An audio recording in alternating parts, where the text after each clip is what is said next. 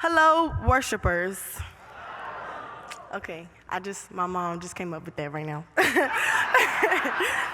So I thought it sounded good. Good morning. My name is Jatar Freeman, and I am a recent graduate of Bishop McNamara High School. Thank you. I am also the co-youth mayor of Washington, D.C. I am the ambassador for moral courage through the Baltimore-Washington Methodist Conference, and come August, a freshman at the Mecca, the illustrious Howard University.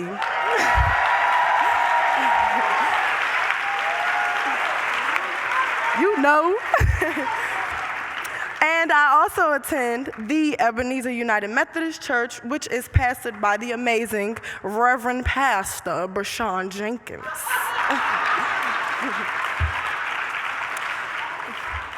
As the ambassador for moral courage, I was tasked with speaking at this amazing event and using my voice to talk about important issues.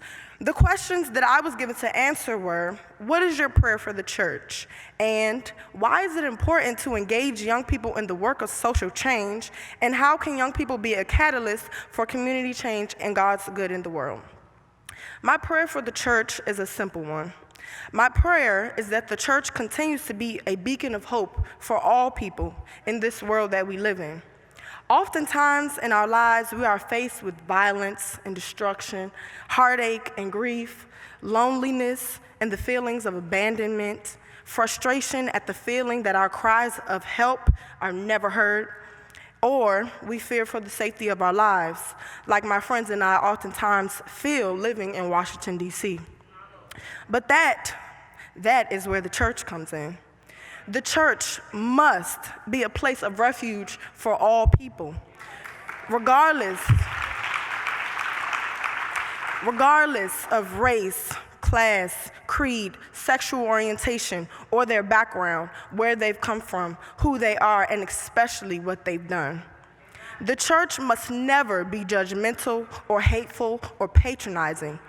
But the church is not just a building or a temple or an area that we are called to worship in, but it is also us as the Christian community. The church can be you, your best friend, your teacher, your parents, your counselor, or even the local ice cream man. We, as the church, must be kind and welcoming to our neighbors, no matter the circumstances. We must pray for one another and with one another. We must love one another and treat one another as if they are our own family. We must show them the love of God, and we must listen to one another, especially our youth. The youth of this generation are more aware of the world and the way it works. We, the youth, experience more things than most adults give us credit for, and we have a better understanding of many, many issues as knowledge now comes at the push of a button from our phones. This is why we, the youth, must engage in social issues and fight for what we believe in. Throughout history, the youth have been the catalyst for change, whether it was through the Black Panther Party in the 1970s or the students who protested against apartheid in South Africa in the 1960s. Youth have always been at the forefront. Now, more than ever, we must use our God-given voices and talents, our God-given voices and talents to advocate and bring awareness to our issues, whether that is singing or dancing or poetry.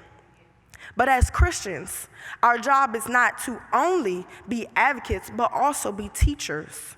We must educate people about God through treating them and loving them how God would treat and love us.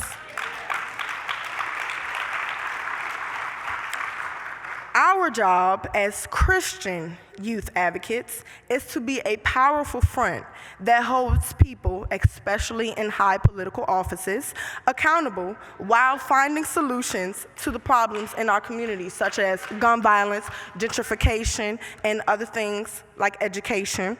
Anyway, but it is also to be welcoming faces that spew hope, love, and light into the darkest parts of our world. Again, my name is Jatal Freeman, and thank you for the opportunity to use my voice.